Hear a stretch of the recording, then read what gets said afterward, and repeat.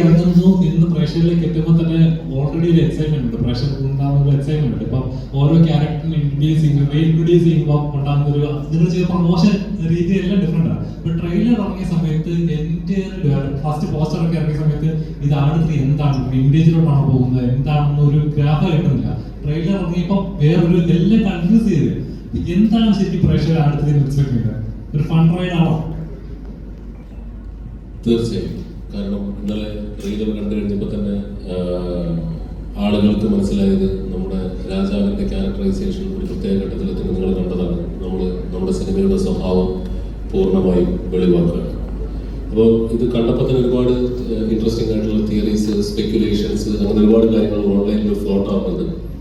എന്നാലും ഏറെക്കുറെ നമ്മൾ പറയാൻ ആഗ്രഹിച്ചത് തന്നെയാണ് ആളുകൾക്ക് മനസ്സിലായിരിക്കുന്നത്. നിങ്ങൾക്കത് ആദ്യത്തെ പോസ്റ്റ് സെക്ഷൻ ഓഫ് പോസ്റ്റേഴ്സിൽ നിന്നൊക്കെ തന്നെ നിങ്ങൾക്കൊരു ക്ലൂ കിട്ടിയിട്ടുണ്ടാവും. ഒരു കാലഘട്ടത്തിൻ്റെ കഥ കൂടിയുണ്ട് നമ്മുടെ ആട് 3. ഇത്തവണ നമ്മൾ ഒരു ടൈം ലൈനും കൂടി കൂടുതൽ അവതരിപ്പിക്കുന്നുണ്ട്. അത് നിങ്ങൾക്ക് ഏകദേശം മനസ്സിലായി കാണും.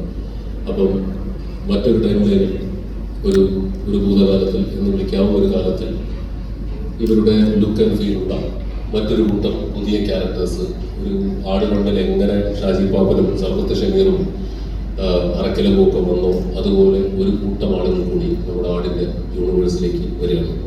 ആക്ച്വലി ആട് സിനിമാറ്റിക് യൂണിവേഴ്സ് എന്ന് നമ്മൾ പറഞ്ഞൊരു തമാശയ്ക്ക് പറഞ്ഞു തുടങ്ങിയതാണെങ്കിലും ഇപ്പം ഒരു 6-7 പുതിയ ക്യാരക്ടേഴ്സിൻ്റെ അഡീഷൻസോടുകൂടി നമ്മുടെ യൂണിവേഴ്സ് ഒന്നും കൂടി വലുതായിരിക്കുകയാണ്.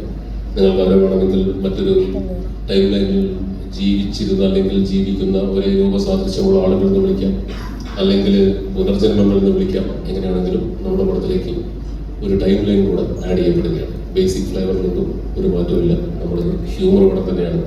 അത് നിങ്ങൾ കണ്ടതാണ് ട്രെയിലറിൽ. പിന്നെ scale, canvas, scope, production value എല്ലാം നമ്മൾ ഒന്ന് അപ്ഗ്രേഡ് ചെയ്തിട്ടുണ്ട്.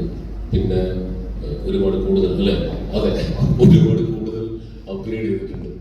അത് കഥ ആവശ്യപ്പെട്ടതുകൊണ്ടാണ്. കാരണം ഒരു ഭയങ്കര ഇൻട്രസ്റ്റിംഗ് ആയിട്ടുള്ള ഒരു സിനിമയായിരിക്കും ആട്. നമ്മുടെ സിനിമയുടെ സ്ലാസ്റ്റിക് സ്വഭാവം നിലനിർത്തിക്കൊണ്ട് തന്നെ നമ്മൾ ഫാൻറ്റസി എലമെന്റുകൾ ചേർത്തുകൊണ്ട് ചെറുതായിട്ടൊരു എപ്പിക് ഫാൻറ്റസി എന്ന് വിളിക്കാവുന്ന ഒരു രൂപത്തിലേക്കാണ് തവണ ആട് പ്രസന്റ് ചെയ്യപ്പെടുന്നത്. ആടിൻ്റെ 3-ാം ഭാഗം ഒരു വ്യത്യസ്തമായൊരു സിനിമാ അനുഭവമായിരിക്കും, ഒരു വ്യത്യസ്തമായൊരു കോമഡി സിനിമയായിരിക്കും.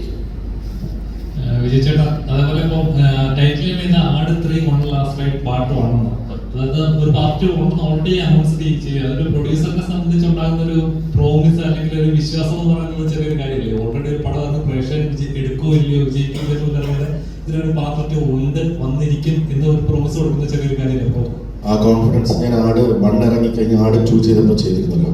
അന്നും ഇതേ ചോദ്യം ചോദിച്ചിരുന്നു. ആട് 1 ഒരു ബോക്സ് ഓഫീസ് പരാജയമായിരുന്നിട്ട് ആട് 2 എങ്ങനെയാണ് ഇറക്കുന്നതെന്ന് നമ്മളോട് മീഡിയ മാത്രമല്ല തിയേറ്ററുകാർ ചോദിച്ചു, ഇൻഡസ്ട്രി ചോദിച്ചു.